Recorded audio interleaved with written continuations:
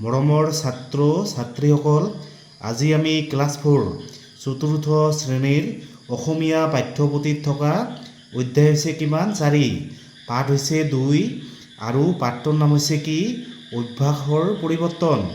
এই পাঠটো আজি আমি আলোচনা কৰিম। তোমালোকে ভিডিঅ'টো মন দি শুনিবা। প্ৰথমে কি কৈছে, পঢ়ো আহা। এই ল'ৰাজনৰ নাম হৈছে কি জ্ঞান, আৰু এইজনী হৈছে জ্ঞানৰ মা। জ্ঞানৰ মাকে জ্ঞানক কৈ আছে, কি কৈ আছে, জ্ঞান উঠাচোন, বহু দেৰি হ'ল। এতিয়া জ্ঞানে কৈ আছে, কি কৈ আছে, ৰ'বাচোন মা, আৰু অলপ শুই লওঁ, মোৰ টোপনি পূৰ হোৱাই নাই।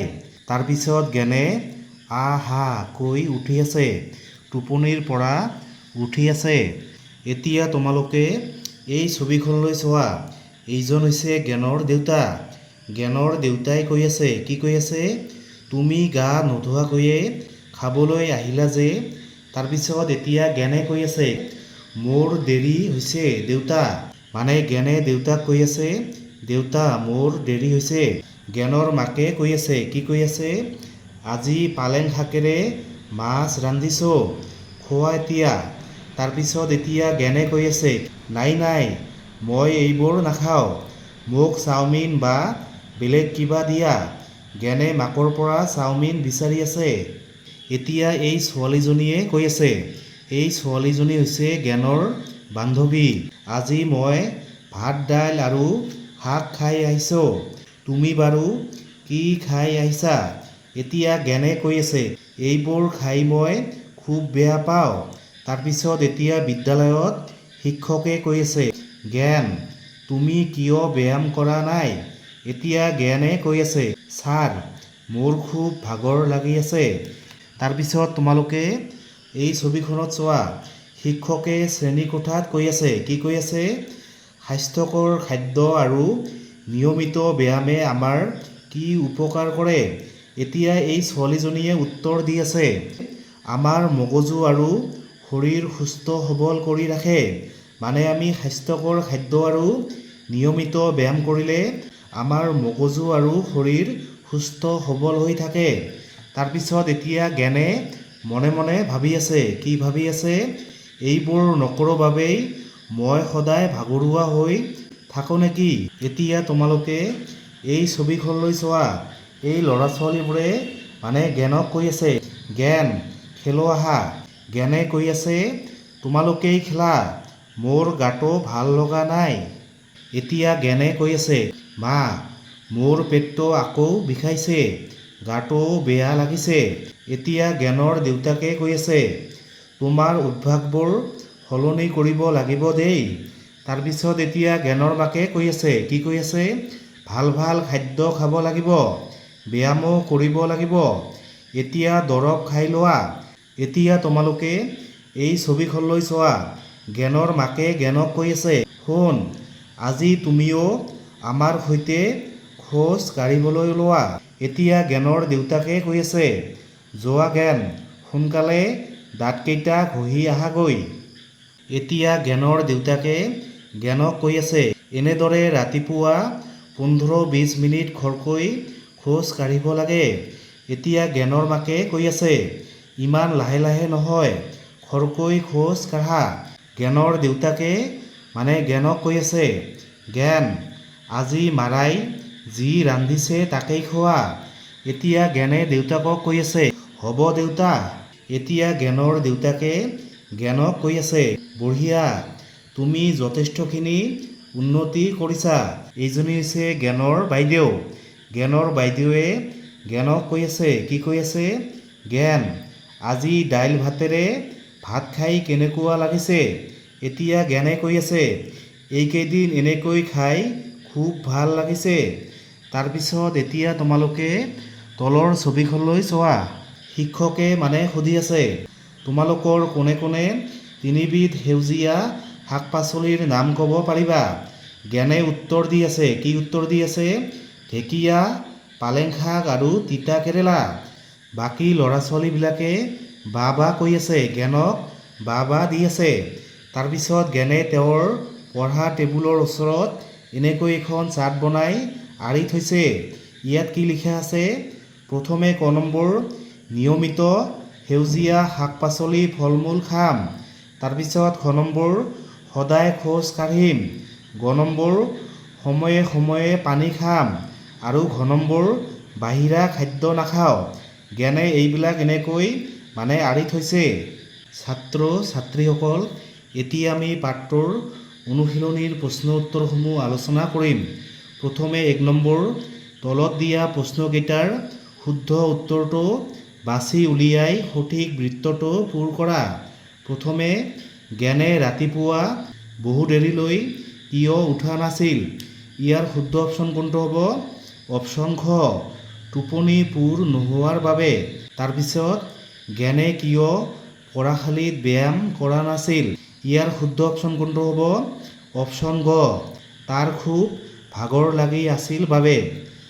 জ্ঞানৰ বৰ ভাগৰ লাগি আছিল, সেইকাৰণে তেওঁ পঢ়াশালীত বা স্কুলত ব্যায়াম কৰা নাছিল। তাৰপিছত আমি কিয় ব্যায়াম কৰিব লাগে? ইয়াৰ শুদ্ধ অপশ্যন কোনটো হ'ব? অপশ্যন ক, দেহ মন সুস্থ কৰি ৰাখিবলৈ আমি ব্যায়াম কৰিব লাগে। কোৱা আৰু লিখা। তোমালোকে এই প্ৰশ্নৰ উত্তৰবোৰ লিখিব লাগিব। প্ৰথমে ক নম্বৰ জ্ঞানে কি খাই ভাল পাইছিল?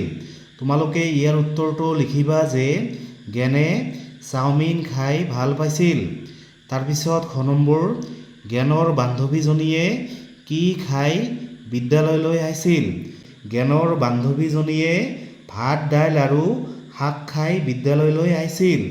তাৰপিছত গ নম্বৰ তুমি কিয় ব্যায়াম কৰা নাই? প্ৰশ্নটো কোনে কাক কৰিছিল? তোমালোকে এই প্ৰশ্নৰ উত্তৰটো লিখিবা যে এই প্ৰশ্নটো শিক্ষকে জ্ঞানক সুধিছিল। তাৰপিছত ৪ নম্বৰ ভাবা আৰু লিখা। তোমালোকে এই প্ৰশ্নৰ উত্তৰবোৰো লিখিব লাগিব। প্ৰথমে ক নম্বৰ জ্ঞানে সদায় ভাগৰ লাগি থকা বুলি কিয় কৈছিল?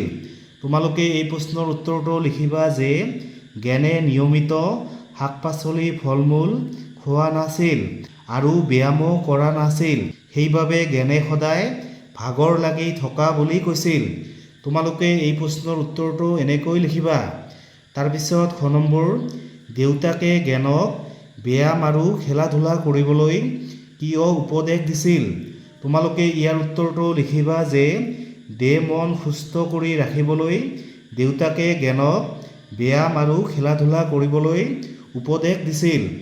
তাৰপিছত গ নম্বৰ চিত্ৰ কথাখনৰ শেষৰ ছবিখনত জ্ঞানৰ পঢ়া মেজৰ সন্মুখত আঁৰি থোৱা কাগজখনত কি কি লিখা আছিল আৰু কিয় লিখা আছিল? জ্ঞানৰ পঢ়া মেজৰ সন্মুখত লিখা আছিল যে নিয়মিত সেউজীয়া শাক পাচলি ফল মূল খাম, সদায় খোজ কাঢ়িম, সময়ে সময়ে পানী খাম, বাহিৰা খাদ্য নাখাওঁ। আৰু কিয় লিখা আছিল? তোমালোকে লিখিবা যে জ্ঞানে এইবোৰ সদায় চাব আৰু এইবোৰ কাম সদায় কৰিব, সেইবাবে লিখা আছিল। তোমালোকে এই প্ৰশ্নৰ উত্তৰটো এনেকৈ লিখিলেই হ'ল। তাৰপিছত ৫ নম্বৰ ছাৰ, মোৰ ভাগৰ লাগিছে। জ্ঞানৰ কিয় ভাগৰ লাগিছিল? তোমালোকে ইয়াৰ উত্তৰটো লিখিবা যে জ্ঞানে শাক পাচলি ফল মূল খোৱা নাছিল আৰু ব্যায়ামো কৰা নাছিল, সেইবাবে জ্ঞানৰ ভাগৰ লাগিছিল। তাৰ পাছত জ্ঞানে কি কি কাম কৰিলে? তোমালোকে লিখিবা যে তাৰ পাছত জ্ঞানে সদায় খোজ কঢ়া, পানী খোৱা, ফল মূল শাক পাচলি খোৱা আদি আৰম্ভ কৰিলে। সেই কামখিনি কৰাৰ পাছত জ্ঞানৰ কি কি লাভ হ'ল বুলি তুমি ভাবা? তোমালোকে ক'বা যে এই কামবোৰ কৰাৰ পাছত জ্ঞানৰ ভাগৰ নাইকিয়া হ'ল, তেওঁ সুস্থ হৈ পৰিল। তোমালোকে এই প্ৰশ্নৰ উত্তৰটো এনেকৈ লিখিবা। তাৰপিছত ৬ নম্বৰ পাঠটো বুজি কাহিনীটো নিজে সজাই লিখা। এইটো আমি শেষত আলোচনা কৰিম। তলত একোটা শব্দৰ বিপৰীতে দুটাকৈ অৰ্থ দিয়া আছে। তাৰ ভিতৰত পাঠৰ লগত খাপ খোৱা অৰ্থটো ৰাখি আনটো কাটি দিয়া। এইটো হৈছে কি? সোণ। সোণ হৈছে কি? এবিধ মূল্যৱান ধাতু। শিশুক চেনেহেৰে মাত মতা। পাঠৰ লগত ইয়াৰ মিল আছে, এইটো হ'ব শুদ্ধ। তাৰপিছত দাইল। দাইল হৈছে কি? ফলা মাহ। আৰু ফলা মাহৰ আঞ্জা মানে এইটো শুদ্ধ হ'ব। তাৰপিছত খেল মানে হৈছে কি ধেমালি কৰা, আৰু এটা মানে আছে একেলগে খোৱা মেলা কৰা মানুহৰ সমাজ। পাঠৰ লগত এইটোৰ মিল আছে।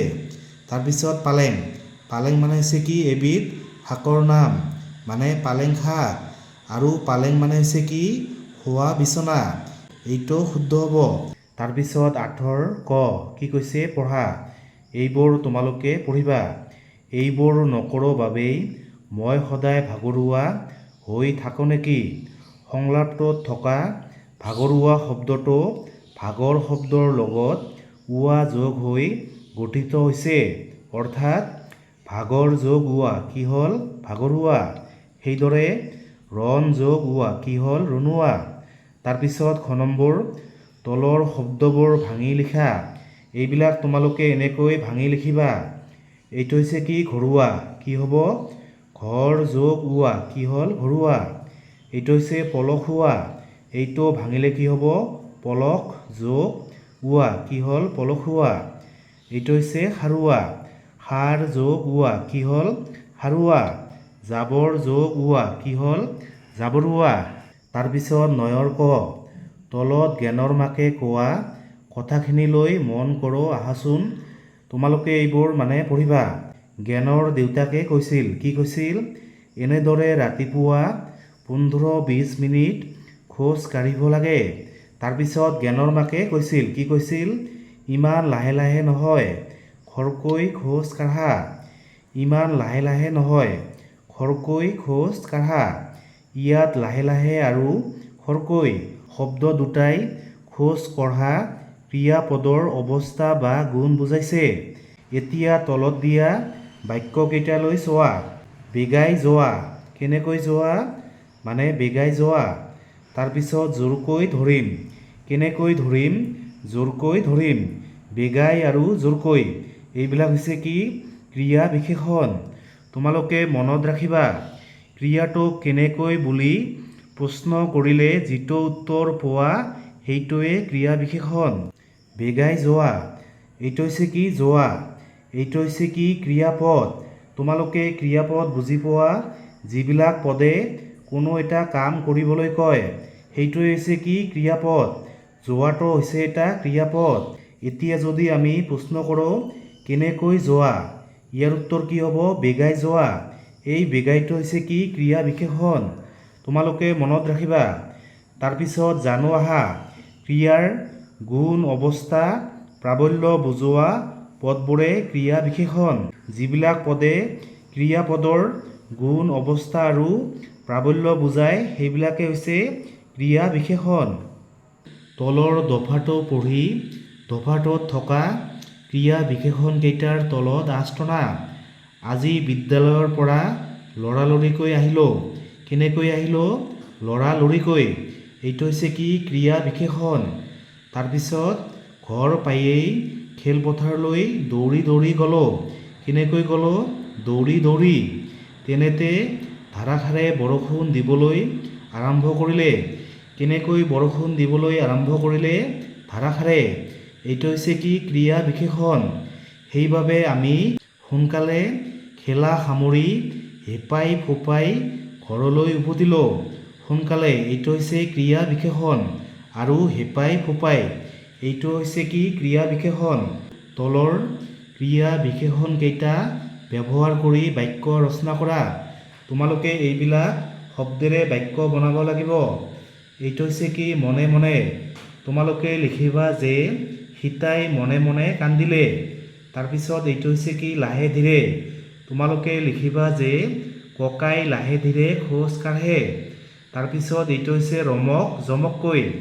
ৰমক জমককৈ মানে হৈছে কি ধুমধামে।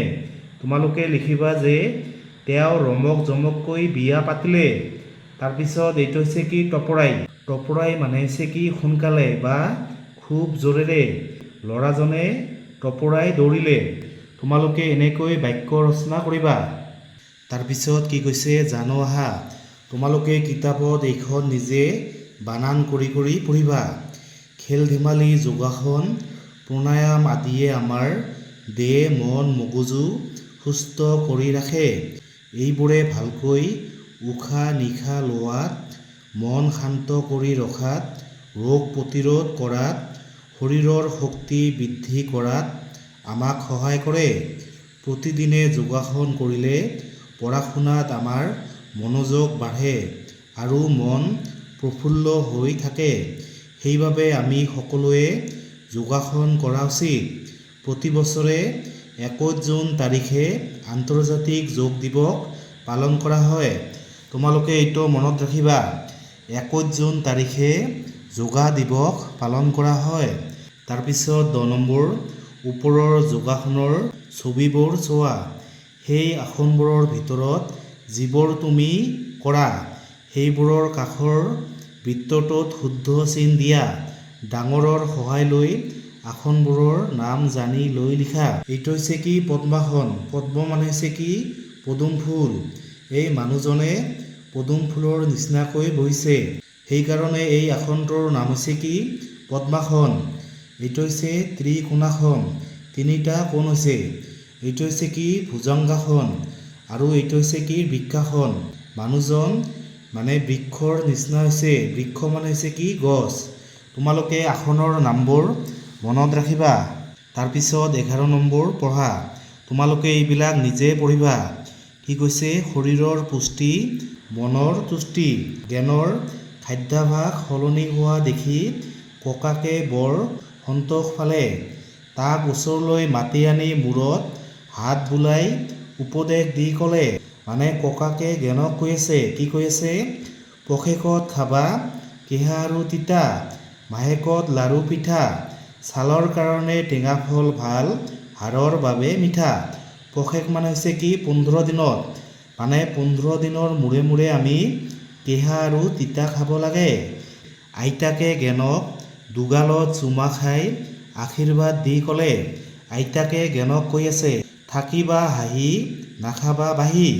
বাহি মানে হৈছে বাহি বস্তু, বাহি খাদ্য মানে খাব নালাগে।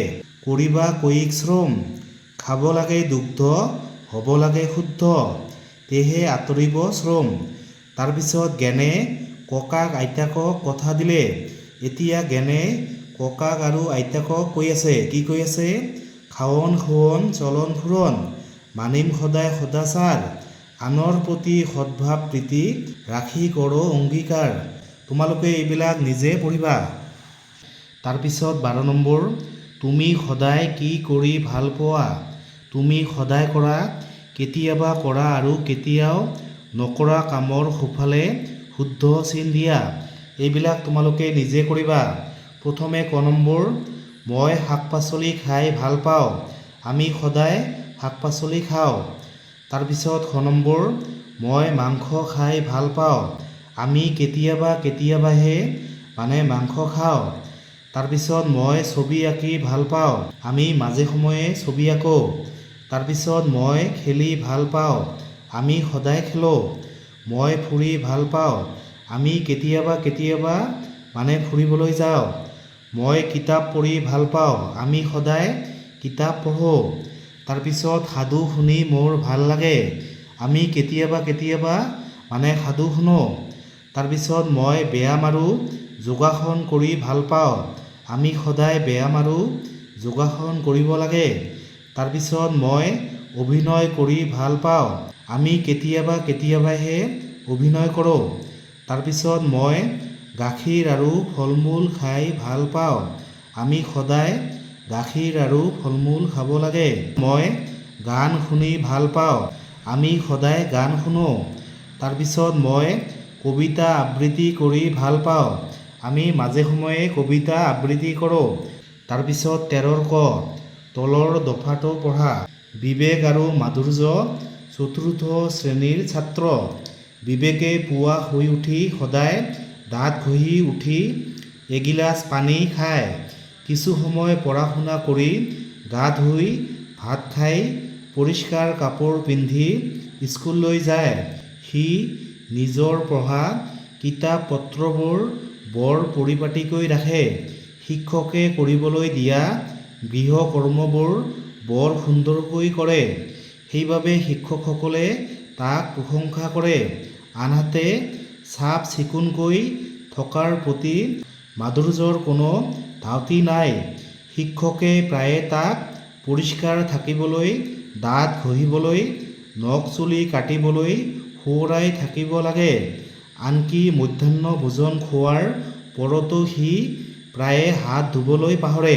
সঘনাই অসুখত ভুগি থকাৰ বাবে মাধুৰ্য মাজে সময়ে স্কুলত অনুপস্থিত থাকিবলগীয়া হয়। মানে বিবেকৰ অভ্যাসবোৰ ভাল আৰু মাধুৰ্য হৈছে লেতেৰা। এতিয়া তোমালোকে এই প্ৰশ্ন উত্তৰবিলাক লিখিব লাগিব। প্ৰথমে বিবেক আৰু মাধুৰ্যৰ ভিতৰত কাৰ অভ্যাস ভাল বুলি তুমি ভাবা আৰু কিয় ভাবা?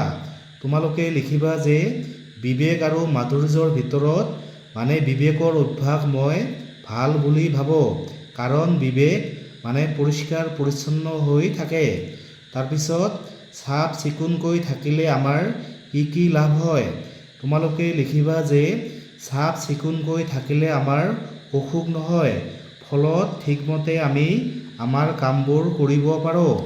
তাৰপিছত নিজৰ ঘৰখনৰ লগতে বিদ্যালয়খন আৰু চৌপাশ পৰিষ্কাৰ কৰিবলৈ তোমালোকে কি কি কাম কৰিবা? আমি সদায় বিদ্যালয় আৰু ঘৰ ঝাৰু দিব লাগে, পৰিষ্কাৰ কৰি ৰাখিব লাগে আৰু চাফাই কৰিব লাগে। তাৰপিছত মাধুৰ্যৰ অভ্যাসবোৰ তুমি শুদ্ধ বুলি ভাবানে? তোমালোকে ক'বা যে নাভাবোঁ। মাধুৰ্যৰ অভ্যাস সলনি কৰিবলৈ তুমি কি পৰামৰ্শ দিবা? তোমালোকে ক'বা যে দাঁত ঘঁহিবলৈ কম আৰু পৰিষ্কাৰ কাপোৰ পিন্ধিবলৈ কম। তাৰপিছত 14 নম্বৰ, ফল মূলৰ চালাড প্ৰস্তুত কৰিবলৈ শিকোৱা। প্ৰয়োজনীয় সামগ্ৰী: পকা আম এটা, আপেল এটা, পকা কল দুটা, ডালিমৰ গুটি কেইটামান, পকা অমিতা এটা, জোখমতে ক্ৰীম আৰু মৌ। প্ৰথমে গোটেইখিনি ফল পৰিষ্কাৰকৈ ধুই লোৱা। তাৰ পাছত প্ৰত্যেকবিধ ফলৰ বাকলি গুচাই লোৱা। তাৰপিছত বাকলি গুচাই লোৱা ফলখিনি সৰু সৰুকৈ কাটি বহল বাটি এটাত লোৱা। এতিয়া সেই টুকুৰাবোৰ ভালকৈ মিহলাই লৈ তাৰ ওপৰত কেইচামুচমান ক্ৰীম আৰু মৌ ঢালি দিয়া। এনেদৰে ফল মূলৰ সুস্বাদু চালাড সাজু হৈ যাব। মৰমৰ ছাত্ৰ ছাত্ৰীসকল, তোমালোকক যদি ভিডিঅ'টো ভাল লাগে তেনেহ'লে লাইক আৰু কমেণ্ট কৰিবা।